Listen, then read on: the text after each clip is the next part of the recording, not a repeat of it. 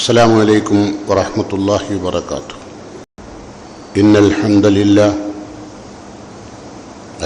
لله الواحد الأحد الفرد الصمد لم يلد ولم يولد ولم يكن له كفوا أحد. نحمده ونستعينه ونؤمن به ونتوكل عليه ونستغفره ونعوذ بالله من شرور أنفسنا ومن سيئات أعمالنا. من يهده الله فلا مضل له ومن يضلل فلا هادي له. أشهد أن لا إله إلا الله وحده لا شريك له وأشهد أن محمدا عبده ورسوله. اللهم صل على محمد وعلى آل محمد كما صليت على إبراهيم وعلى آل إبراهيم وبارك على محمد وعلى آل محمد كما باركت على إبراهيم وعلى آل إبراهيم إنك حميد مجيد. أما بعد فإن خير الكلام كلام الله وخير السنن سنن محمد صلى الله عليه وسلم وشر الأمور محدثاتها وكل محدثة بدعة وكل بدعة ضلالة وكل ضلالة في النار. يا أيها الذين آمنوا اتقوا الله حق تقاته ولا تموتن إلا وأنتم مسلمون. قال الله تعالى في قرآنه العزيز: أعوذ بالله السميع العليم من الشيطان الرجيم. إن أول بيت وضع للناس للذي ببكة مباركا وهدى للعالمين فيه آيات بينات مقام إبراهيم ومن دخله كان آمنا ولله على الناس حج البيت من استطاع إليه سبيلا ومن كفر فإن الله غني عن العالمين. പ്രിയം നിറഞ്ഞ സത്യവിശ്വാസികളെ, സത്യവിശ്വാസികളെ, രഹസ്യ പരസ്യ ജീവിതത്തിൽ റിയാവില്ലാതെ, ആളുകളെ കാണിക്കുവാനുള്ള കർമ്മങ്ങളല്ലാതെ നിഷ്കളങ്കമായി മയ്യത്തിൻ്റെ കൂടെ കൊണ്ടുപോകാൻ പറ്റാവുന്ന തരത്തിലുള്ള ഇഖ്ലാസോടുകൂടിയുള്ള പ്രവർത്തനങ്ങൾ ജീവിതത്തിൻ്റെ എല്ലാ മേഖലകളിലും പുലർത്തണമെന്ന് എന്നോടും നിങ്ങളോടും വസിയത്ത് ചെയ്യുന്നു, ഉപദേശിക്കുന്നു. ലോകത്ത് ബില്യൺ കണക്കിന് ആളുകൾ അള്ളാഹുവിൻ്റെ വിളിക്കുത്തരം നൽകി മക്കയിലേക്ക് യാത്രയായിട്ടുണ്ട്. 99% ആളുകളും മക്കയിലെത്തിയിട്ടുണ്ട്. അൽഹംദുലില്ലാഹ്. മക്കയിലെത്തി ഹജ്ജ് നിർവഹിച്ച് അള്ളാഹ് സ്വീകരിക്കും വിധം മഖബൂലും മബ്റൂറുമായ, മർദൂദല്ലാത്ത, മർദൂദ് എന്ന് പറഞ്ഞാൽ തള്ളപ്പെടാത്ത ഹജ്ജ് നിർവഹിക്കാൻ പോയ മുഴുവൻ ആളുകൾക്കും അള്ളാഹു തൗഫീഖ് നൽകുമാറാകട്ടെ. അവർക്ക് യാതൊരു പ്രയാസവുമില്ലാതെ ഹജ്ജ് നിർവഹിക്കുവാനും നാട്ടിൽ തിരിച്ചെത്തുവാനും അള്ളാഹു തൗഫീഖ് ചെയ്യുമാറാകട്ടെ. അള്ളാഹുവിനെ ആരാധിക്കുവാൻ ലോകത്താദ്യമായി ഉണ്ടാക്കിയ പള്ളി അത് കഅബാലയമാണ്. സൂറത്ത് ആൽ ഇംറാനിലെ 96-ാമത്തെ ആയത്താണ് ഞാൻ മുഖവുരയിൽ നിങ്ങളുടെ മുമ്പിൽ ഓതി കേൾപ്പിച്ചത്. ഇന്ന അവ്വല ബൈത്തിൻ വുലിയ ലിന്നാസ്, ലോകത്തുള്ള ജനങ്ങൾക്ക് വേണ്ടി ആദ്യമായി നിർമ്മിക്കപ്പെട്ട ബൈത്ത്, അതാണ് കഅബാലയത്തെ പറ്റി അല്ല പറയുന്നത്. ലല്ലദീബി ബക്ക, അത് ബക്കയിലാണ്. ബക്ക എന്ന് പറയുന്നതും മക്ക എന്ന് പറയുന്നതും പിന്നെ അമീൻ എന്ന് പറയുന്നതും ഒക്കെ മക്കയെക്കുറിച്ചാണ്. ഖുർആൻ പല ശൈലിയിലെ മക്കയെ വിശദീകരിച്ചിട്ടുണ്ട്. അപ്പോൾ ബക്ക എന്ന് പറയുന്ന സ്ഥലത്തിന്റെ പ്രത്യേകത മുബാറകം വഹുദൻ ലിൽ ആലമീൻ, ലോകത്തിന് ഹിദായത്തിന്റെ വെള്ളി വെളിച്ചം കാണിക്കുന്ന സ്ഥലം, ലോകത്തിന് സന്മാർഗത്തിന്റെ വെള്ളി വെളിച്ചം നൽകുന്ന സ്ഥലമാണെന്ത്? മക്ക. അതാദ്യമായി അള്ളാഹു ഉണ്ടാക്കിയത് മക്കയിലാണ്. എന്നിട്ട് പറയാണ് വലില്ലാഹി അലന്നാസി ഹിജ്ജുൽ ബൈത്തി മനിസ്തതാ ഇലൈഹി സബീല. മനുഷ്യന്മാർക്ക് അള്ളാഹുവിനോടുള്ള ഒരു ബാധ്യത, ഒരൊറ്റ ബാധ്യത, ആയുഷ്കാലത്തിൽ ഇബാദത്തുൽ ഉംറ. റസൂലുള്ള പറഞ്ഞ ഇബാദത്തുൽ ഉംറ പറഞ്ഞാൽ ഉംറിനിടയിൽ ഒരൊറ്റ ഇബാദത്ത്, അതാണ് ഹജ്ജ്. രണ്ടാമത്തെ ഹജ്ജ് അള്ളാഹ് ഫർലാക്കിയില്ല, ഒരൊറ്റ ഹജ്ജ്. അത് ചെയ്യാൻ വേണ്ടിയിട്ട് അള്ളാഹു പറയുകയാണ്. എന്നിട്ട് പറയാ വലില്ലാഹി അലന്നാസി ഹിജ്ജുൽ ബൈത്ത്, കഅബാലയത്തിൽ വന്ന് ഹജ്ജ് ചെയ്യുക എന്നത് അള്ളാഹുവിനോടുള്ള ജനങ്ങളുടെ ബാധ്യതയാണ്. ആർക്ക്? എല്ലാവർക്കുമില്ല. മനിസ്തതാ ഇലൈഹി സബീല, അതിലേക്ക് വഴി അള്ളാഹു എളുപ്പമാക്കിയവർക്ക്. വഴി എന്ന് പറഞ്ഞാൽ ഒന്ന് സമ്പത്ത് വേണം, ആരോഗ്യം വേണം, യാത്രാ സൗകര്യങ്ങൾ വേണം, മറ്റു തടസ്സങ്ങളൊന്നും ഇല്ലാതിരിക്കണം. ഇതൊന്നുമില്ലാത്ത ആളുകളെ സംബന്ധിച്ചോളം ആയുസ്സിൽ ഒരു ഹജ്ജ് നിർവഹിക്കൽ അള്ളാഹുവിനോടുള്ള മനുഷ്യന്റെ ബാധ്യതയാണ്. ആ ബാധ്യത നിർവഹിക്കാൻ കഴിയാത്തവരുണ്ട്, കഴിഞ്ഞിട്ട് പോകാത്തവരുണ്ട്. കഴിഞ്ഞിട്ട് പോകാത്തവരെന്ന് പറഞ്ഞാൽ അവരെ സംബന്ധിച്ച് റസൂലുള്ള പറഞ്ഞത് അവർ ജൂതന്മാരോ ക്രൈസ്തവരോ ആയിട്ടാണ് മരിക്കുകയാണ്. അത്രത്തോളം ഗൗരവത്തോടെയാണ് ആ കാര്യം പറഞ്ഞത്. ഏതായിരുന്നാലും കഴിവുണ്ടാവുക എന്ന് പറയുന്നത് ചിലപ്പോൾ പണമുള്ള ഇല്ലാത്ത കാലത്ത് ആരോഗ്യം ഉണ്ടാവും. ആരോഗ്യമൊക്കെ പോയ കാലത്തായിരിക്കും പണം വന്നിട്ടുണ്ടാകുക. അപ്പം അയാൾക്ക് ഹജ്ജിന് അള്ളാഹു ചുമതലപ്പെടുത്തിയില്ല. എന്നാൽ അത്തരം ആളുകൾക്കും ഹജ്ജിന്റെ പ്രതിഫലം കിട്ടാനുള്ള അനുഗ്രഹീതമായ ഇബാദത്തുകൾ അള്ളാഹുവിന്റെ റസൂൽ സല്ലല്ലാഹു അലൈഹി വസല്ലം നമുക്ക് സുന്നത്താക്കിയിട്ടുണ്ട്. ഈ ഇരിക്കുന്ന നിങ്ങൾക്കും എനിക്കൊക്കെ ഹജ്ജിന്റെ പ്രതിഫലം കിട്ടാൻ ഒരുപാട് ഇബാദത്തുകൾ അള്ളാഹു പ്രവാചകൻ വിശദീകരിച്ചിട്ടുണ്ട്. നമുക്ക് നോക്കാം. അള്ളാഹിന്റെ റസൂൽ ഖുർആൻ പറഞ്ഞ എന്താണ്? മനിസ്തതാ ഇലൈഹി സബീല. എന്നിട്ട് അള്ളാഹ് ആയത്ത് അവസാനിപ്പിക്കുന്ന അറിയുന്നത് വമൻ കഫറ, ആര് ഈ കർമ്മത്തെ നിഷേധിക്കുന്നുവോ, കഴിവുണ്ട്, ആരോഗ്യമുണ്ട്, സമ്പത്തുണ്ട്, യാത്രാ തടസ്സങ്ങളില്ല, ഗവൺമെന്റിൽ നിന്ന് യാതൊരുവിധ പ്രയാസങ്ങളുമില്ല, എല്ലാം ലഭിച്ചിട്ടും അത് നിഷേധിച്ചു കളഞ്ഞാൽ ഫൈനല്ലാഹു വനിയ്യുൻ അനിൽ ആലമീൻ, അള്ളാഹു ലോകരിൽ നിന്ന് അനാശ്രയനാണ്. അള്ളാഹ്ക്ക് നിങ്ങൾ ആരെയും ആശ്രയിക്കേണ്ട ആവശ്യമില്ല. നിങ്ങൾക്ക് വേണേ നിങ്ങൾ ചെയ്താൽ മതി. എന്താ കാരണം അറിയോ? ഹജ്ജിന്റെ പ്രതിഫലത്തെക്കുറിച്ച് റസൂലുള്ള പറഞ്ഞു, അൽ ഹജ്ജുൽ മബ്രൂർ, പുണ്യം നിറഞ്ഞൊരു ഹജ്ജ് ഒരാൾക്ക് ചെയ്യാൻ കഴിഞ്ഞാൽ ലൈസ ലഹു ജസാഉൻ ഇല്ലൽ ജന്ന, സ്വർഗമല്ലാതെ മറ്റൊരു പ്രതിഫലവും അതിന് കൊടുക്കാനില്ല. അതിനെന്ത് വേണം? അപ്പം സ്വർഗം കിട്ടുന്നൊരു അമലാണ്. എന്നാൽ എല്ലാവർക്കും ഇത് കിട്ടുമോ? ഹജ്ജിന് പോയവർക്ക് പ്രയാസം. മബ്രൂറായ ഹജ്ജ് ചെയ്യുക എന്ന് പറഞ്ഞാൽ എന്താണ്? അതിൻ്റെ ഏറ്റവും പ്രധാനപ്പെട്ട ഭാഗം ഹജ്ജിന്റെ ഒരു ഹജ്ജ് മബ്രൂറാകണമെങ്കിൽ അതിന് വിശുദ്ധ ഖുർആൻ മുന്നോട്ട് വെച്ച ഒരു കാര്യം നമുക്ക് നോക്കാം. ലോകത്താദ്യമായി ഉണ്ടാക്കപ്പെട്ട ഭവനമാണ് കഅബ. അത് ആ സ്ഥലം ഇബ്രാഹിം നബി സ്വന്തം തെരഞ്ഞെടുത്തതല്ല. ഖുർആൻ പറയുകയാണ് വഇദ് ബവ്വഅനാ ലി ഇബ്രാഹിമ മക്കാനൽ ബൈത്ത്, കഅബാലയത്തിന്റെ സ്ഥലം അള്ളാഹു ഇബ്രാഹിം നബിക്ക് സൗകര്യം ചെയ്തു കൊടുത്താണ്. അള്ളാഹ് പറഞ്ഞു കൊടുത്തതാണ്. അള്ളാഹു നിർദ്ദേശിച്ച സ്ഥലത്താണ് കേട്ടോ.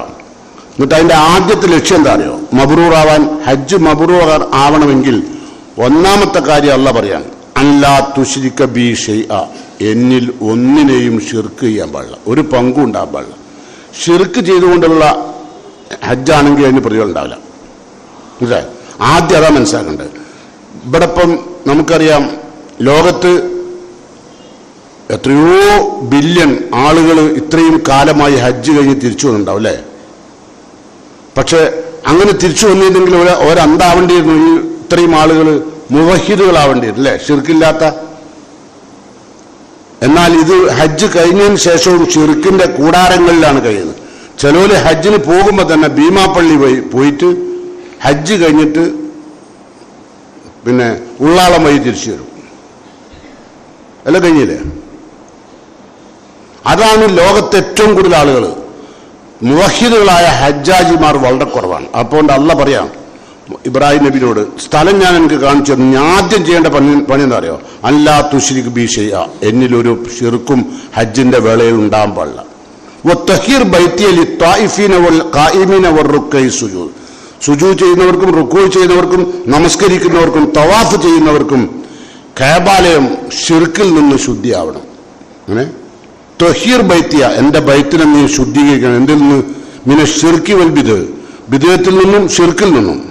ശുദ്ധിയാക്കണം.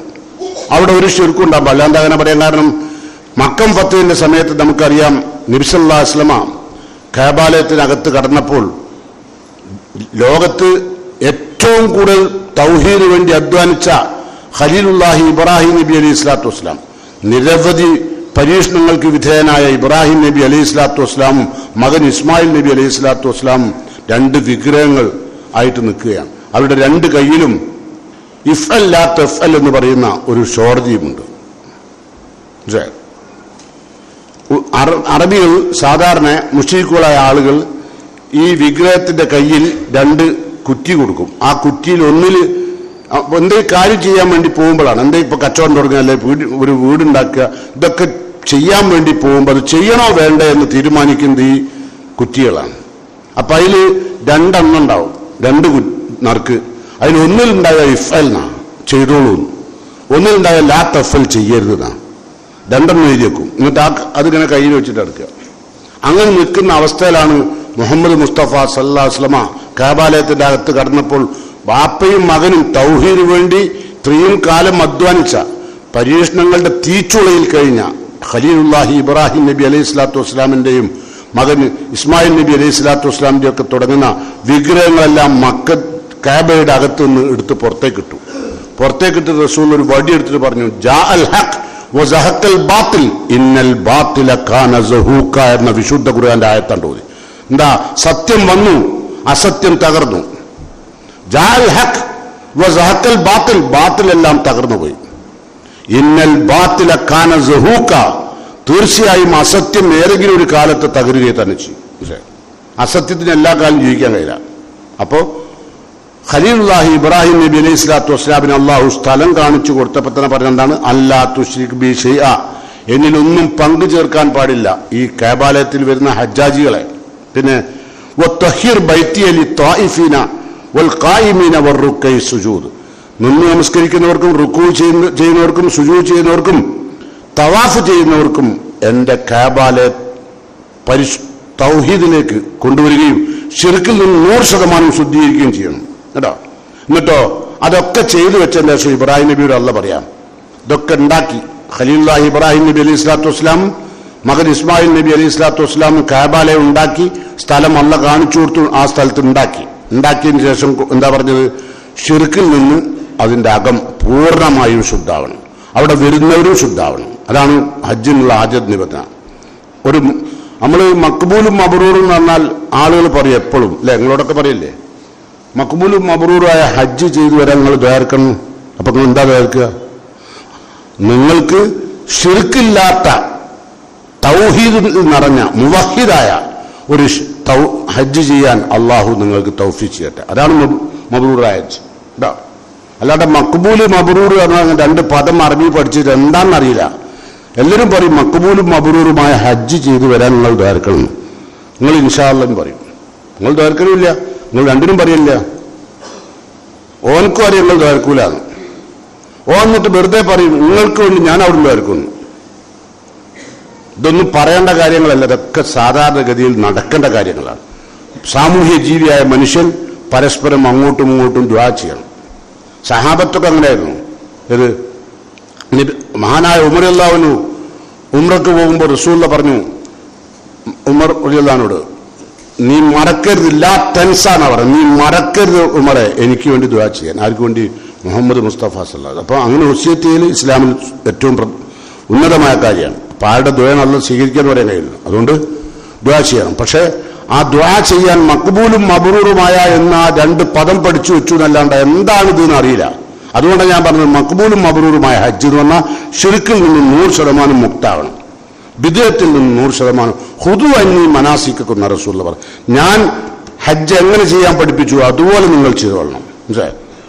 നമ്മളെല്ലാ കാര്യവും ഇസ്ലാമിലെ എല്ലാ കാര്യവും അള്ളാഹുവിന്റെ റസൂൽ പറഞ്ഞ പോലെ ചെയ്യണം, എന്നാലേ എന്താവുള്ളൂ? മക്ബൂലും മബ്റൂറും ആവും കേട്ടോ. അപ്പൊ അതുകൊണ്ട് ഖുർആൻ പിന്നീട് തുടർന്ന് പറഞ്ഞ എന്താ അറിയോ? ഈ ഇതൊക്കെ പണിയൊക്കെ കഴിഞ്ഞ ശേഷം ഇബ്രാഹിം നബിയുടെ അല്ല പറയാം, വഅദ്ദിൻ ഫിന്നാസ്, അദ്ദിൻ ഇബ്രാഹിമെ നീ വിളിച്ചു പറയണം, ഫിന്നാസ് ജനങ്ങളോട്.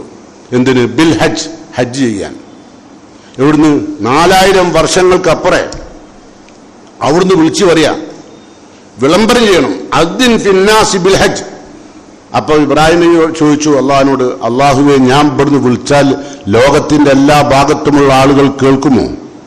അള്ളാഹിന്റെ മറുപടി, റിജാലൻ വഅലാ കുല്ലി ളാമിരിൻ, യഅ്തൂക റിജാലൻ, കാൽനടയായി വരും ആളുകൾ, വഅലാ കുല്ലി ളാമിരിൻ, മെലിഞ്ഞൊട്ടിയ വാഹനത്തിലും വരും. എവിടുന്ന്? യഅ്തീന മിൻ കുല്ലി ഫജ്ജിൻ അമീഖ്, വിദൂരമായ എല്ലാ സ്ഥലങ്ങളിലും. ഖുർആൻ അന്ന് പറഞ്ഞതാ, വിദൂരമായ എല്ലാ സ്ഥലങ്ങളിൽ നിന്നും, മലമടക്കുകളിൽ നിന്നും മനുഷ്യർ കാൽനടയായും മെലിഞ്ഞൊട്ടിയ വാഹനത്തിലും വേണ്ട. ഇപ്പൊ ഇവിടുന്ന് ഹജ്ജിന് പോണ ആളുകൾ പ്ലെയിനിൽ കയറുമ്പോൾ എങ്ങനെ ഉണ്ടാവും? പ്ലെയിനിന് ഫുള്ളായിരിക്കും ടാങ്ക് അല്ലേ? അവിടെ എത്തുമ്പോഴോ മെലിഞ്ഞൊട്ടിയ വാഹനത്തിലും അത്രയും ദൂരം യാത്ര ചെയ്ത ആളുകൾ ഇവിടെ എത്തും. അത് ഇബ്രാഹിം പേടിക്കേണ്ട, അതിന്റെ ഉത്തരവാദിത്വം ഞാൻ ഏറ്റു. ഇന്നും അത് നടന്നുകൊണ്ടിരിക്കുക അല്ലേ? പക്ഷെ ഇതൊക്കെ നടക്കുന്നുണ്ടെങ്കിലും തൗഹീദുള്ള ആളുകൾ ആയ ഹജ്ജാജിമാരുടെ എണ്ണം വളരെ കുറവാണ് അല്ലേ?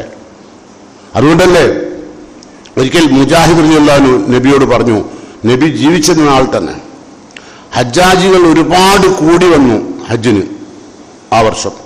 അപ്പൊ അദ്ദേഹം പറഞ്ഞു റസൂലുള്ളാഹിനോട്, അള്ളാന്റെ റസൂലെ, മാ അക്സറൽ ഹാജ്, എത്രയാണ് ഹാജിമാർ വർദ്ധിച്ചത് റസൂലെ?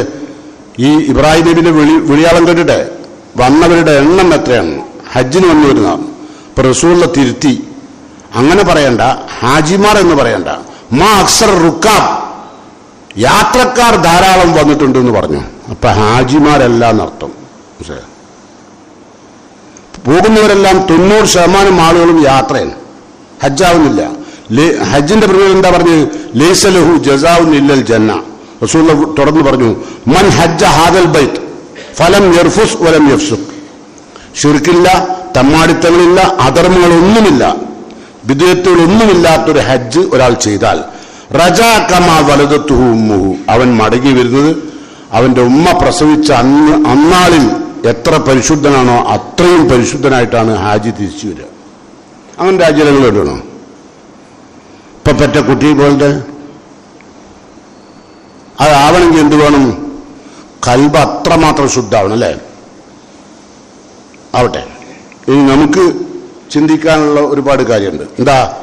ഞാൻ ആദ്യം പറഞ്ഞു നിങ്ങളോട്, നിങ്ങൾക്ക് കുറെ അറിവുണ്ടാവണം ഇസ്ലാമിനെ പറ്റി.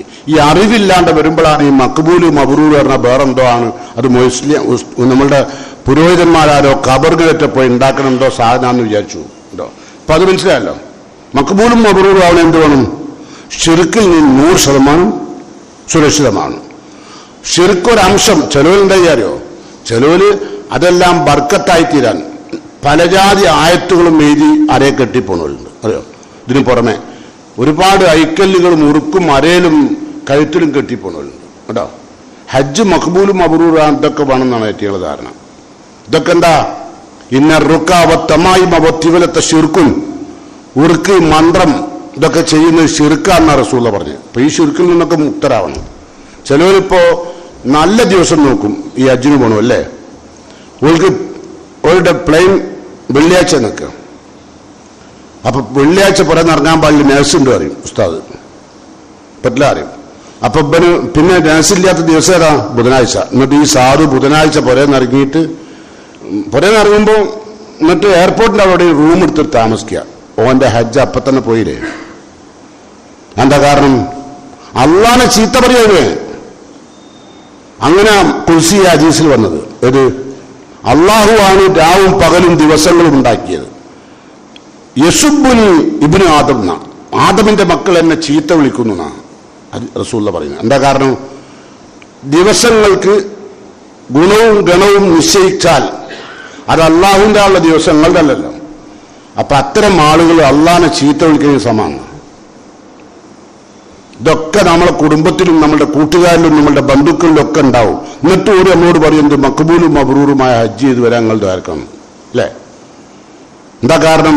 യാതൊരുവിധ അറിവുമില്ല. അതാ കാരണം. ഏതായിരുന്നാലും നമുക്ക് ആദ്യമായി അള്ളാഹുവിനെ ആരാധിക്കാൻ ഉണ്ടാക്കിയ ഭവനം കഅബയാണ്. ഒരിക്കൽ അബൂദറുൽ ഗഫാരി റസൂലുള്ളാഹി സ്വല്ലല്ലാഹു അലൈഹി വസല്ലമയോട് ചോദിച്ചു, സഅൽതു റസൂലുള്ളാഹി സ്വല്ലല്ലാഹു അലൈഹി വസല്ലം, ഞാൻ നബിയോട് ചോദിച്ചു, അൻ അവ്വലി മസ്ജിദിൻ ഉലിയ ഫിൽ അർള്, ഭൂമിയിൽ ആദ്യമായി ഉണ്ടാക്കിയ പള്ളി ഏതാണ് നബിയോട് ചോദിച്ചു. ഫഖാല, അപ്പം നബി പറഞ്ഞു, അൽ മസ്ജിദുൽ ഹറാം, മസ്ജിദുൽ ഹറാമാണ്. പിന്നെ അദ്ദേഹം ചോദിച്ചു സുമ്മ അയ്യുൻ, പിന്നെ ഏതാന്ന് ചോദിച്ചു. കാല നബി സല്ലല്ലാഹു അലൈഹി വസല്ലം പറഞ്ഞു രണ്ടാമത്തെ പള്ളി, ലോകത്തെ രണ്ടാമത്തെ പള്ളി അൽ മസ്ജിദുൽ അഖ്സ. അതാണ് ആദ്യത്തെ പള്ളി മസ്ജിദുൽ ഹറാം, രണ്ടാമത്തെ പള്ളി മസ്ജിദുൽ അഖ്സ കേട്ടോ. ഇനിയോ അപ്പൊ സുമ്മക്കാല, എന്നിട്ട് അദ്ദേഹം പിന്നെ ചോദിച്ചു കം ബൈനഹുമ, മസ്ജിദുൽ ഹറാമിന്റെയും മസ്ജിദുൽ അഖ്സയുടെയും ഇടയിലുള്ള കാലദൈർഘ്യം എത്ര, ഇത് രണ്ടും ഉണ്ടാക്കാനുള്ള റസൂലുള്ള പറഞ്ഞു. കാല 40 ആമൻ, 40 വർഷം. 40 വർഷത്തെ ഗ്യാപ്പിലാണ് മസ്ജിദുൽ ഹറാമും മസ്ജിദുൽ അഖ്സയും നിർമ്മാണം നടന്നത് കേട്ടോ. സുലൈമാൻ നബിയുടെ കാലത്താണല്ലോ മസ്ജിദുൽ അഖ്സ. അപ്പം അദ്ദേഹം പിന്നെയും ചോദിച്ചു സുമ്മ അയ്യുൻ, പിന്നെ ഏത് പള്ളിയാണെന്ന് ചോദിച്ചു. മൂന്നാമത്തെ പള്ളി. കാല നബി സല്ലല്ലാഹു അലൈഹി വസല്ലം പറഞ്ഞു അൽ മസ്ജിദുൻ നബവി, അതാണ് മസ്ജിദുൻ നബവി മദീനത്തെ മൂന്നാമത്തെ പള്ളി. പിന്നെയാണ് ലോകത്തുള്ള എല്ലാ പള്ളികളും കേട്ടോ, ഈ പള്ളി അടക്കം. ഏതായാലും പള്ളികൾ എന്ന് പറയുന്നത് വളരെ അനുഗ്രഹീതമായൊരു സംഭവത്തെക്കുറിച്ചാണ് വിശുദ്ധ ഖുർആൻ നമ്മളെ പഠിപ്പിച്ചത്. അപ്പൊ ഇത്രയും കാര്യങ്ങളൊക്കെ ചെയ്തു വരുന്ന ആളുകൾക്ക് ഹജ്ജ് ചെയ്ത് തിരിച്ചു വന്നാൽ ഇപ്പോൾ പ്രസവിച്ച കുഞ്ഞിനെ പോലെ അതോടൊപ്പം സ്വർഗത്തിന്റെ പ്രതിഫലവും. അപ്പൊ ഇതാർക്കാണ്, ഇതാരാപ്പത് പോയവർ മുഴുവൻ ഹജ്ജിന് സമ്പത്ത് ആരോഗ്യം ഒക്കെ ഉള്ളവരാണ്, അല്ലാണ്ട് ആരോഗ്യമൊക്കെ പോയതിനു ശേഷമുള്ളവരല്ല കേട്ടോ. സമ്പത്ത് ആരുടെയും കടം വാങ്ങിയിട്ടില്ല, ബാങ്കിൽ നിന്ന് ലോൺ വാങ്ങിയിട്ടില്ല ഹജ്ജിന് കൊണ്ട് കേട്ടോ. അങ്ങനെ പോകുന്നവരുണ്ട് ഈ കാലത്ത്, ഹജ്ജിന് ലോണുണ്ട്. ഇപ്പം എല്ലാത്തിനും ലോണാണല്ലോ, ഇങ്ങോട്ട് വിളിക്കുകയാണ് ലോണ് വേണോ ഹജ്ജിന് പോകാൻ. അപ്പൊ ചില ആൾക്കാരായിരിക്കും മക്ബൂലും മബ്രൂറായ അള്ളാഹുടെ ഖദറല്ലേ എന്നെ വിളിച്ചത്, മൂപ്പർ ന്യായീകരണ. ബാങ്കിലെ മാനേജർ എന്നെ വിളിക്കാൻ കാരണം അള്ളാഹിന്റെ ഖദർ കലാണ്, എന്താ എന്നൊക്കെ പറയാ. അപ്പോ എന്നിട്ട് ആ പൈസ വാങ്ങി ഹജ്ജിന് പോവുക. ഇനി നമുക്ക് നോക്കാം, നബി സല്ലല്ലാഹു അലൈഹി വസല്ലമയുടെ കാലത്ത് ജീവിച്ച കുറെ പാവങ്ങൾ ഇതേപോലെ നബിന്റെ അടുത്ത് വന്നു. അപ്പൊ നമ്മളൊന്നും ഇപ്പൊ ഹജ്ജിന് പോയിട്ടില്ല, ഹജ്ജിന് പോയവരുണ്ട്, മുൻകാലങ്ങളിൽ പോയവരുണ്ടാവും, ഇനി ഈ കൊല്ലം പോകാത്തവരുണ്ടാവും അല്ലെ. പക്ഷെ എന്തായാലും ഞങ്ങളോടൊരു കാര്യം പറഞ്ഞില്ല, ഇബാദത്തുൽ ഉംറ. അതാ റസൂലുള്ള പറഞ്ഞു ഇബാദത്തുൽ ഉംറ എന്താ, ഉംറ പറഞ്ഞാൽ ആയുസിന്റെ ഒരൊറ്റ ഹജ്ജ് അള്ളാഹു ഫർലാക്കിയിട്ടുണ്ട്, ഒറ്റൊന്നും മറക്കണ്ട. പിന്നെ ഉള്ളൊക്കെ യാത്ര ആയിരിക്കും മിക്കവാറും. അതുകൊണ്ട് നമുക്ക് നോക്കാം, നബി സല്ലല്ലാഹു അലൈഹി വസല്ലമയുടെ കാലത്ത് വളരെ പാവപ്പെട്ട കുറെ ആളുകൾ, നാസുമിനൽ ഫുഖറാ, ദരിദ്രരായ കുറെ ആൾക്കാർ നബിന്റെ അടുത്ത് വന്നു.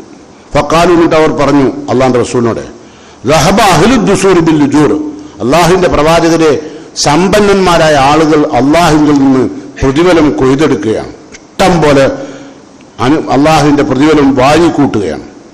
അപ്പോൾ അതിന് എന്തൊരു കാരണം പറഞ്ഞു. അതിന്റെ കാരണം എന്താ അറിയോ, പണക്കാർ അള്ളാഹുവിന്റെ സ്വർഗത്തോപ്പ് വാങ്ങുന്നു, നമ്മൾ കിട്ടുന്നില്ല, നമ്മൾ പാവങ്ങളല്ലേ, നമ്മളല്ലല്ലോ ആക്കിയേ.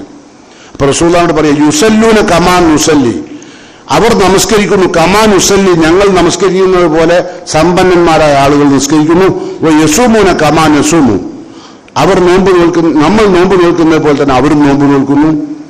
വലഹും ഫൗലും മിൻ അംവാൽ, അവർക്ക് ജീവിതം കഴിച്ച് ബാക്കി ഒരുപാട് പൈസ ബാക്കിയുണ്ട്, ആ പൈസ കൊണ്ട് അവർ യതസദ്ദഖൂൻ, അവർ ധർമ്മം കൊടുക്കുകയും ചെയ്യുന്നു.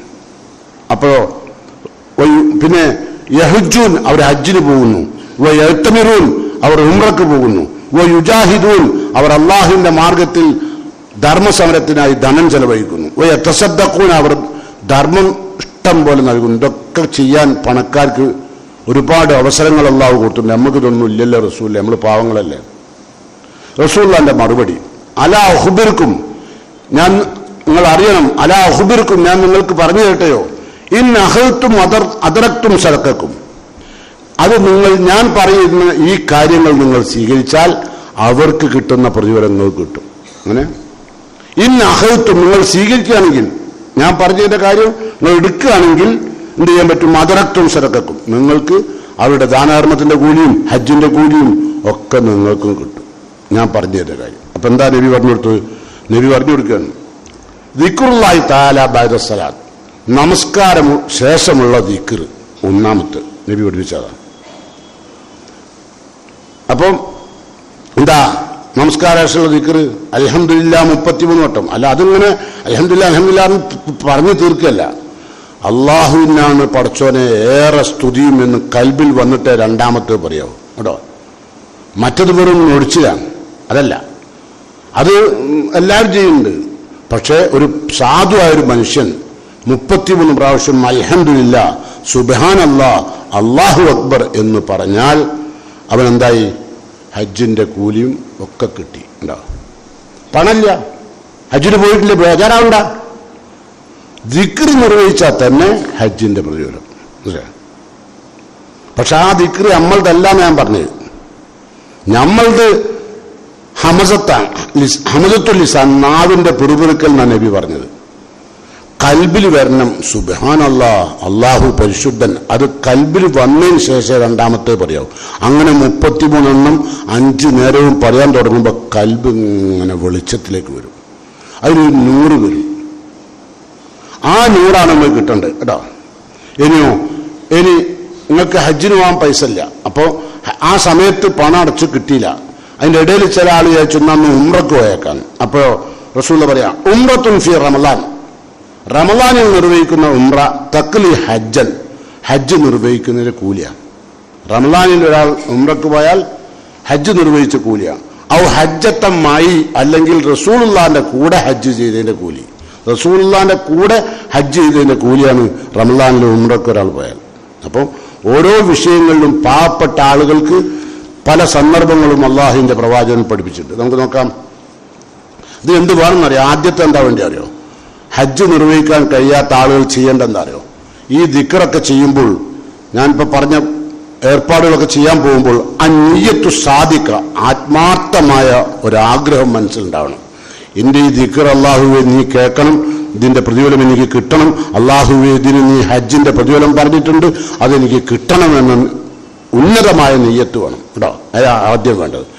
അല്ലെ, എനിക്കറിയാലോ, സഹീഹുൽ ബുഖാരിയിൽ കിതാബ് മറിച്ചാൽ ആദ്യം കാണുന്ന ഹദീസ് എന്താ അറിയോ? ഇന്നമൽ അഅ്മാലു ബിന്നിയാത്ത്. അതാണ് മഹാനായ ഉമർ റളിയല്ലാഹു അൻഹു റിപ്പോർട്ട് ചെയ്യുന്ന ഹദീസാണ്. ഇന്നമൽ അഅ്മാലു ബിന്നിയാത്ത് വ ഇന്നമാ ലികുല്ലി ഇംറിഇൻ മാ നവ ഫമൻ കാനത് ഹിജ്റത്തുഹു ലി ദുനിയ യുസീബുഹ. ഒരാള് നിയ്യത്തനുസരിച്ചാണ്, എത്ര ആഗ്രഹമുണ്ടോ അതനുസരിച്ച് അള്ളാന്റെ അടുത്ത് കൂലിയിട്ട്. അപ്പൊ ആഗ്രഹമാണ് ആദ്യം വേണ്ടത്. പഠിച്ചോനെ, എൻ്റെ ഈ ദിക്റുകൾ വെറുതെ ഇങ്ങനെ നിസ്കാരം കഴിഞ്ഞ് എന്നാ ഇനി അടിച്ചു വിട്ടാളാ എന്നിട്ട് വേഗം പായാന്നുള്ളവർക്കുള്ള ആ ദിക്റല്ല കേട്ടോ. അല്ലെങ്കിൽ കുറച്ചാൾ ബട്ടത്തിൽ ഇരുന്നിട്ട് ഒരാൾ ചൊല്ലിക്കൊടുത്ത് വേറെ ആൾ ചെല്ലുന്ന ദിക്റുമല്ല. ആ ഹൽക്കൊന്നും റസൂലുള്ളാഹി പഠിപ്പിച്ചില്ല കേട്ടോ. ഇങ്ങനെ ഇവിടുന്ന് വഴി വിടുക, ശൈത്താൻ കൂട്ടിക്കൊണ്ടു. അങ്ങനെ ദിക്റിന് ഹജ്ജിന്റെ കൂലിയുണ്ട്. എന്നാ പിന്നെ കഴിഞ്ഞ ഒരാളെ നേതൃത്വത്തിലായിക്കോട്ടെ. അപ്പൊ ഒരു ഉസ്താദ് വന്നു, ഉസ്താദ് ഭയങ്കര ഉഷാറിൽ വന്ന് കുറെ ആൾക്കാരെ ഹൽക്കാക്കി വട്ടത്തിലാക്കി ഇരുത്തി, ഹൽക്ക. എന്നിട്ടൊരാൾ ചൊല്ലിക്കൊടുക്കണം അല്ലാഹു അക്ബർ എന്ന് പറയുമ്പോൾ അല്ലാഹു അക്ബർ, ലാ ഇലാഹ ഇല്ലല്ലാഹ് എന്ന് പറയുമ്പോൾ ലാ ഇലാഹ. ഇങ്ങനെ ദിക്ർ ചെയ്യുന്ന സമ്പ്രദായം നബി പഠിപ്പിച്ചില്ല കേട്ടോ. അതാണ് ഞാൻ പറഞ്ഞത്, ഹുദുവന്നി മനാസിക്കും, എന്നിൽ നിന്ന് പഠിക്കണം നിങ്ങൾ അള്ളാന്റെ ദീന് കേട്ടോ, എന്നിട്ട് ചെയ്യാവും. അപ്പൊ എന്തായിരുന്നാലും ഞാൻ പറഞ്ഞു വരുന്നത് നിയ്യത്തനുസരിച്ച് പ്രതിഫലം കിട്ടും. അതുകൊണ്ട് എന്ത് വേണം? ഉന്നതമായ ആഗ്രഹത്തോട് കൂടിയിട്ട് ദിക്റില്ല കേട്ടോ. ശരി, അടുത്ത് ഇനിയിപ്പോ ജുമാ കഴിഞ്ഞ ഉടനെ നിങ്ങൾക്ക് ദിക്ർ ഇങ്ങനെ വെറും പിശാചിനെ സന്തോഷിപ്പിക്കുന്ന ദിക്റാണെങ്കിൽ നിങ്ങൾ ചെല്ലണ്ട. അള്ളാഹിനെ സന്തോഷിപ്പിക്കും വിധം കൽബ് ശുദ്ധമാണോ എങ്കിൽ കുറച്ച് സമയം എടുത്ത് ദിക്ർ ചൊല്ലിയിട്ട് പോയിക്കോളി കേട്ടോ. ആളെ കാണിക്കാൻ വേണ്ടിയിട്ടുണ്ടാവരുത് കേട്ടോ. സുംഅത്ത്, പ്രശസ്തിക്ക് വേണ്ടിയിട്ട് ഇയാൾ നല്ല തഖ്വയുള്ള ആളാണെന്ന് മറ്റുള്ളവനെ ബോധ്യപ്പെടുത്താൻ വേണ്ടിയില്ല. അതാണല്ലോ ഏറ്റവും വലിയ അപകടം, സുംഅത്ത്. മറ്റൊന്ന് റിയാ. അതല്ലേ ഹജ്ജിന് പോകുന്ന ആള് അയാളുടെ കൽബിൽ ആദ്യം വെക്കേണ്ട നിയ്യത്തെന്താ? ലാ റിയാ, പടച്ചോനെ ആളെ കാണിക്കാനല്ല ഞാൻ പോകുന്നത്, വലാ സുംഅ, ഒരു പ്രശസ്തിയും എനിക്ക് ആവശ്യമില്ല. പിന്നെന്താ വേണ്ടത്? ഫീ വജ്ഹില്ല, അള്ളാന്റെ പ്രീതി. അതൊക്കെ കൽബിൽ കരുതിയേ പോകാൻ പാടുള്ളൂ കേട്ടോ. അത് എന്തിനായിരുന്നാലും കേട്ടോ, നിസ്കാരായാലും അങ്ങനെ തന്നെ, സക്കാത്തായാലും അങ്ങനെ തന്നെ, ഒക്കത്തിനും ഒരു പ്രശസ്തിക്ക് വേണ്ടി നിങ്ങൾ ഒന്നും ചെയ്യണ്ട, ആളെ കാണിക്കാൻ വേണ്ടി നിസ്കരിക്കേണ്ട കേട്ടോ. ചിലവര് വിചാരം എന്താ, ഈ കല്യാണം കഴിക്കാനാണ് ചില ചെറുപ്പക്കാർ പള്ളിയിൽ കയറുന്നത്. അതിനാ അതുവരെ നിസ്കരിക്കേണ്ട കാളൂട്ടി നടന്നതാ.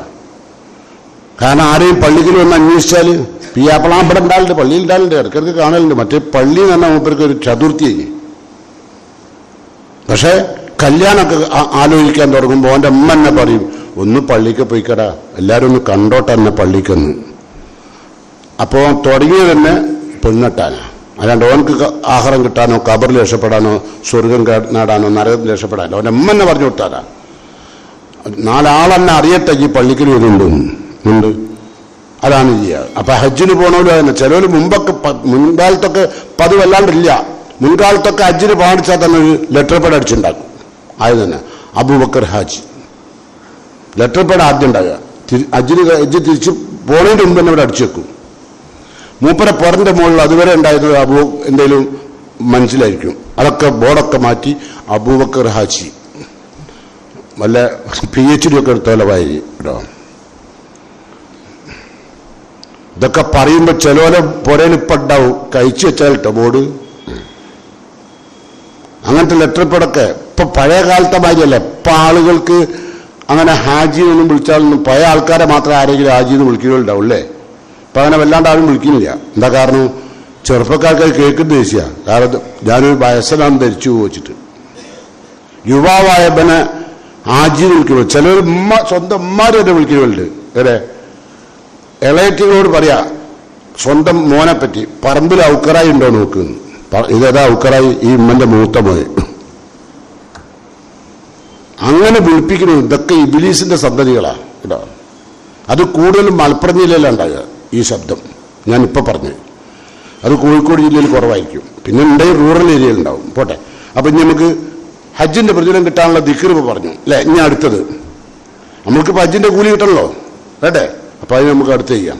റസൂലുള്ള പറയാം, മൻ ഗദാഇലൽ മസ്ജിദ്, ഒരാൾ പള്ളിയിലേക്ക് പോയി, ലാ യുരീദു ഇല്ലാ യതഅല്ലമ ഖൈറൻ ഔ യുഅല്ലിമ, ഒന്നുകിൽ പള്ളിയിലേക്ക് പോയത് ഖൈർ പഠിക്കാൻ, ഖൈർ കേൾക്കാൻ, അല്ലെങ്കിൽ ഖൈർ പഠിപ്പിക്കാൻ. ഇപ്പൊ നിങ്ങൾ വന്ന എന്തിനാ? എന്തെങ്കിലും ഖൈർ കേൾക്കാൻ അല്ലേ. ഞാൻ വന്നതോ എന്തെങ്കിലും ഖൈർ പറയാൻ. എന്നാലോ റസൂലുള്ള പറയാം, ലാ യുരീദു ഇല്ലാ യതഅല്ലമ ഖൈറൻ ഔ യുഅല്ലിമഹു കാന ലഹു കാജിരി ഹാജ്. ആ ആൾക്ക് ഹജ്ജിന്റെ പ്രതിഫലമുണ്ട്. ഒരു ഹാജിക്ക് കിട്ടുന്ന പ്രതിഫലം ഉണ്ടാവും.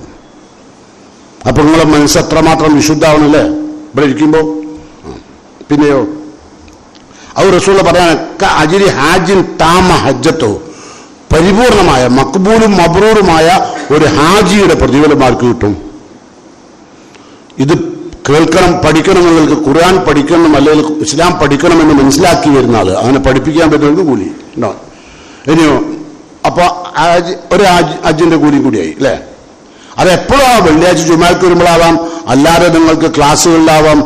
അങ്ങനൊക്കെ പോകുമ്പോൾ പഠിച്ചോനെ എനിക്ക് ഒരു ഹജ്ജിന്റെ കൂലി കിട്ടണം എന്ന നിയ്യത്തോടി പോകണം. ഇനി അടുത്തതോ റസൂലുള്ള പറയാം, ശുഹൂദുൽ ഫറായിൽ ജമാഅത്തൻ ഫിൽ മസാജിദ്, ഫർള് നമസ്കാരത്തിന് പള്ളിയിൽ ജമാഅത്തായിട്ട് ഹാജരാകുക കേട്ടോ. എന്നാലോ മൻ മശായില സലാത്തി മക്തൂബ, ഫർളായ നമസ്കാരത്തിലേക്ക് ആരെങ്കിലും നടന്നുപോയി ഫിൽ ജമാഅത്തി, അങ്ങനെ ജമാഅത്തായി നിസ്കരിച്ചാൽ ഫഹിയക അജ്രി ഹാജ, ഓനും ഹജ്ജിന്റെ പ്രതിഫലമുണ്ട്. പിന്നെ ജമാഅത്തായിട്ട് പള്ളിയിൽ വെച്ച് നിസ്കരിക്കുന്നതിന് ഒരു കഴിവില്ലാത്ത പാവം, ഓന്റെ കയ്യിലൊന്നുമില്ല, ഓൻ ആരോഗ്യമില്ല. അപ്പൊ പള്ളിയിൽ ജമാഅത്തായി നിസ്കരിച്ചാലും ഹജ്ജിന്റെ കൂലി. അപ്പൊ എന്താ മനസ്സിലാക്കുന്നത്? ഹജ്ജിന് പോകാൻ കഴിയാത്തവർക്കും ഹജ്ജിന്റെ പ്രതിഫലം നേടാൻ ഇസ്ലാം ഒരുപാട് അവസരങ്ങൾ വെച്ചിട്ടുണ്ട്. അതിൽ ആണിപ്പോൾ നമ്മൾ പറഞ്ഞു കൊടുക്കുന്നത്. ഇനിയോ റസൂലുള്ള പറയാം, അതിനൊരു നിബന്ധന പറഞ്ഞു. അങ്ങനെ പറഞ്ഞറിയോ, മൻ ഖറജ മിൻ ബൈത്തിഹി മുതത്തഹിറൻ ഇലാ സലാത്തി, നമസ്കാരത്തിലേക്ക് വരും മുമ്പ് തന്നെ വീട്ടിൽ നിന്ന് ഉളു ഉണ്ടാക്കി വരണം. എന്നാലോ ഫഅജ്റുഹു കഅജ്രിൽ ഹാജിൽ മുഹ്രിം, ഇഹ്റാം കിട്ടിയ ഹാജിയുടെ കൂലി തന്നെയാണ്. പുരയിൽ നിന്ന് ഉളു ഉണ്ടാക്കി പള്ളിയിലേക്ക് വന്ന് ജമാഅത്തായി നമസ്കരിച്ചു, വളരെ വിശുദ്ധ മനസ്സോടുകൂടി, കൽബ് നൂറായി, ഉള്ളു വെളിച്ചം വരണം എങ്കിൽ ഹജ്ജിന്റെ പ്രതിഫലം ഉണ്ടോ. അപ്പോൾ എത്ര അവസരമല്ലേ, ചെറിയ അവസരങ്ങളൊന്നല്ല. ഓരോ ജമാഅത്ത് നമസ്കാരത്തിനും ഹജ്ജിന്റെ പ്രതിഫലം പറയുന്നു.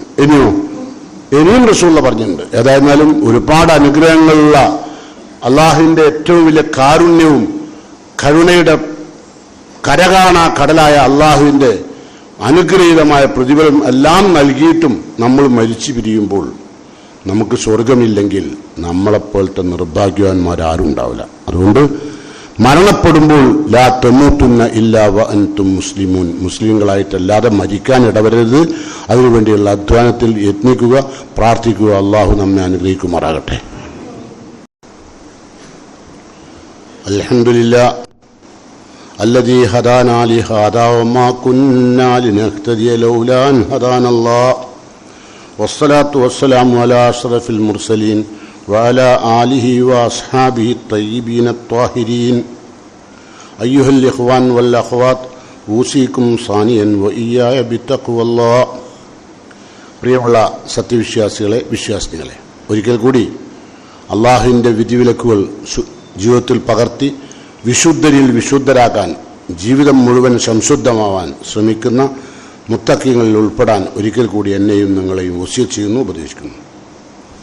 നമുക്ക് ഹജ്ജിൻ്റെ പ്രതിഫലം കിട്ടുന്ന മറ്റൊരവസരവും കൂടി കേട്ടോളൂ.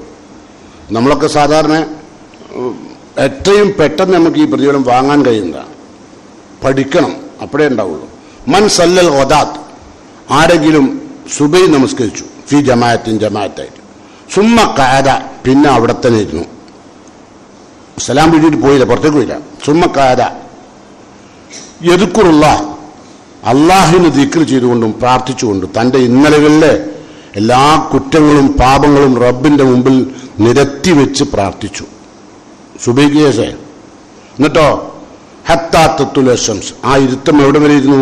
ഹത്താത്തത്തുൽ ശംസ്, സൂര്യൻ ഉദിക്കുന്നത് വരെ. അങ്ങനെ സൂര്യൻ ഉദിച്ചൊരു 10-25 മിനിറ്റ് കഴിഞ്ഞാൽ സുമ്മ സല്ലാ റക്അത്തൈനി, സലാത്തുൽ ഇശ്റാഖ്, അല്ലേ? 2 റക്അത്ത് സലാത്തുൽ ഇശ്റാഖ് നിർവഹിച്ചു. സലാത്തുൽ ഇശ്റാഖ് അറിയില്ലേ? സലാത്തുൽ ലുഹക്ക് പറയുന്ന, സലാത്തുൽ ലുഹ എന്ന് പറയുന്നു, സലാത്തുൽ ഇശ്റാഖ് എന്നൊന്നും ഒന്നാണ് കേട്ടോ.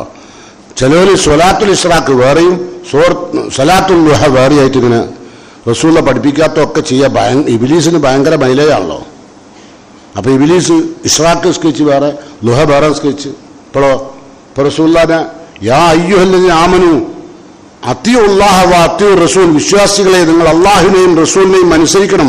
വല അത്തുബുത്തിലു അഅ്മാലക്കും എന്നാ ഖുർആൻ പറഞ്ഞത്. നിങ്ങൾ നിങ്ങളുടെ അഅ്മാലുകൾ, പ്രവർത്തനങ്ങൾ നശിപ്പിക്കരുത്.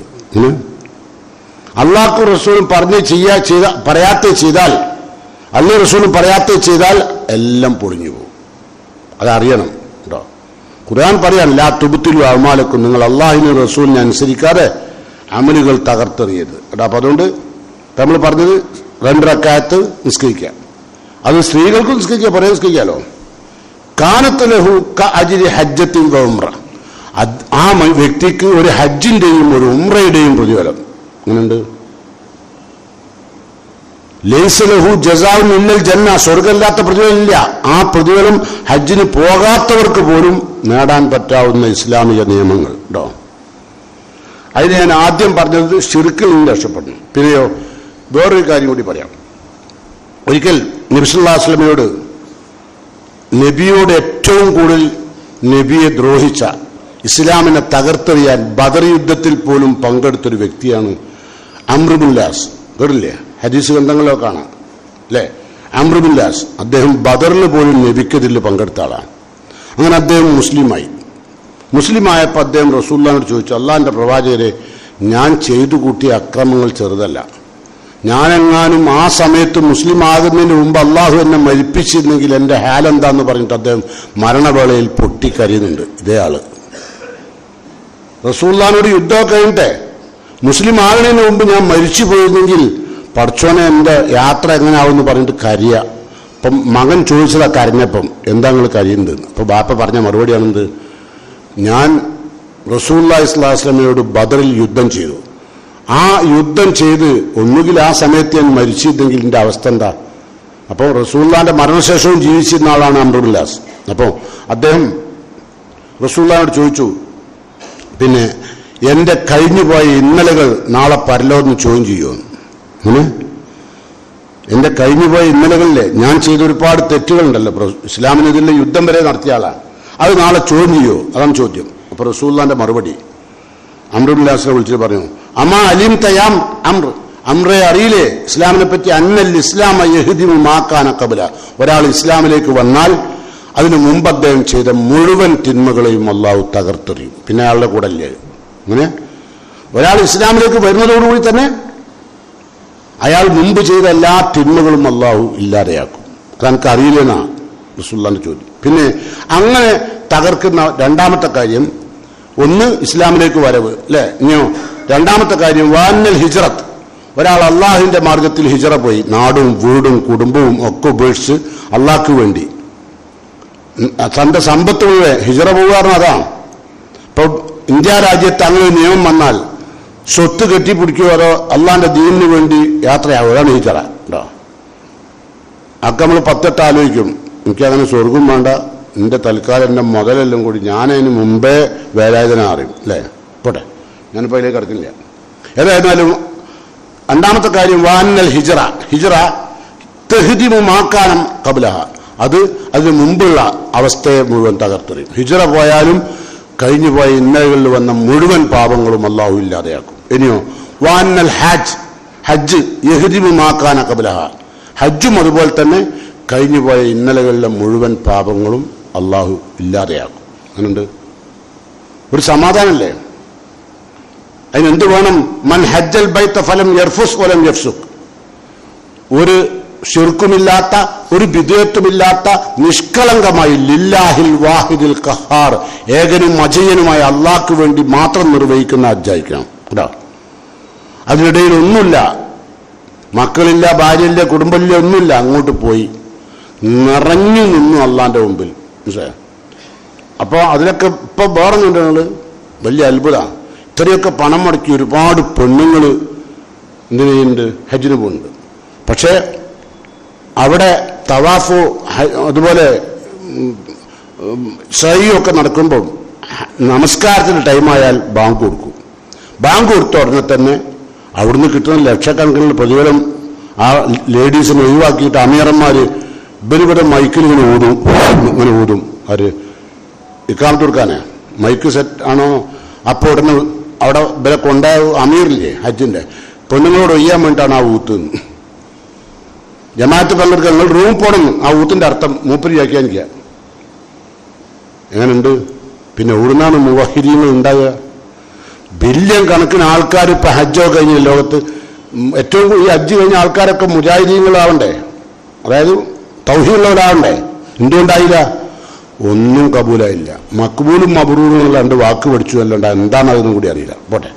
അപ്പം ഹജ്ജും അതുപോലെ തന്നെ നമ്മൾ അള്ളാഹുവിന്റെ മാർഗത്തിലുള്ള ഹിജ്റയും ഇസ്ലാമിലേക്കുള്ള 100% ഇപ്പം നമ്മളൊക്കെ തന്നെ വലിയ മുസ്ലിമൊന്നും ആയിരിക്കില്ല. നമ്മളൊക്കെ ഇപ്പം മുസ്ലിം ആയതങ്ങനെ മാതാപിതാക്കൾ ഇസ്ലാമിന്റെ പേരായിരിക്കും അബൂബക്കറും ആയിഷയും. അതിലുണ്ടായ കുട്ടികളൊക്കെ അബ്ദുൽ ലത്തീഫ്, അബ്ദുൽ സമദ്, അബ്ദുൽ മജീദ് അങ്ങനെ ആയതാ. അല്ലാണ്ട് അതൊന്നും ഉണ്ടല്ല, അബുദല്ല, മജീദിന്റെ അടിമല്ല കേട്ടോ, സമദിന്റെ അടിമയല്ല. ഒക്കെ അങ്ങനെ പേര് മാത്രം. അതല്ലേ റസൂലുള്ള പറഞ്ഞത്, ലോകം അവസാനിക്കാൻ സമയമായാൽ ഒരു വിഭാഗം ആളുകൾ ഭൂമിയിലുണ്ടാവും. അതാരാ? ലാ യബ്കാ മിനൽ ഖുർആനി ഇല്ലാ റസ്മുഹു, ഖുർആനിനെ നോക്കി ഓതാൻ അറിയാനല്ലാണ്ട് എന്താണ് ആ പറയുന്നതെന്ന് അറിയാത്ത ഒരു കൗമ് കൂടെ ഉണ്ടാവും ലോകം അവസാനിക്കുമ്പോൾ. ഖുർആനിലെ ഓരോ ഹർഫുകളുടെയും അർത്ഥം പഠിച്ച സഹാബത്ത് ജീവിച്ച നാളിലാ പറയുന്നത്, ഖുർആനിൽ നിന്ന് ഇങ്ങനെ നോക്കി ഓതാൻ അറിയാനല്ലാണ്ട് വേറൊന്നും അറിയില്ല. വലാ യബ്കാ മിനൽ ഇസ്ലാമി ഇല്ല ഇസ്മുഹു, ഇസ്ലാമിന് ബാക്കിയായതുകൊണ്ട് പേര് മാത്രമാണ്, വേറൊന്നും ഇസ്ലാമിന്റെ അല്ല. ഇപ്പൊ ചിലവർക്ക് അതുമില്ല അല്ലേ. ഇപ്പൊ കുട്ടികൾക്ക് പേരിൽ ഇടുന്നൊക്കെ കുട്ടികൾക്ക് പേരിടാൻ വേണ്ടി കാത്തിക്കുക. ചിലവര് എന്റെ ബാപ്പന്റെ ആദ്യ അക്ഷരം ഓളമ്മന്റെ അവസാനത്തെ അക്ഷരം എന്നിട്ട് കളിക്കുക. അല്ലാണ്ട് റസൂൽ എന്തായി പറഞ്ഞു? വാൻ യൂസിന് ഇസ്മഹു, ഒരു പെണ്ണ് പ്രസവിച്ചാൽ ഏറ്റവും നല്ലൊരു പേര് അല്ലേ, ഹക്കീക്ക. 7, 14, 21 ഒരു ഹക്കീക്ക. അതിന് കഴിവില്ല എപ്പോ ആണെങ്കിലും ഹക്കീക്കാർക്ക് അല്ലേ. ഹക്കീക്ക പിന്നെ എത്ര കാലം കഴിഞ്ഞിട്ടുള്ള അർക്കട്ടോ. ഇപ്പൊ എന്റെ പ്രായമുള്ള ഒരാൾക്ക് എന്റെ അമ്മക്ക് തോന്നുക അല്ലെ എന്റെ വാപ്പക്ക് തോന്നുന്നത് ഇവനിക്ക് നമ്മൾ ഹക്കീക്ക അർത്ഥമില്ല, നമുക്കൊന്ന് അർത്ഥാളാണ്, ഒരു വിരോധമില്ല.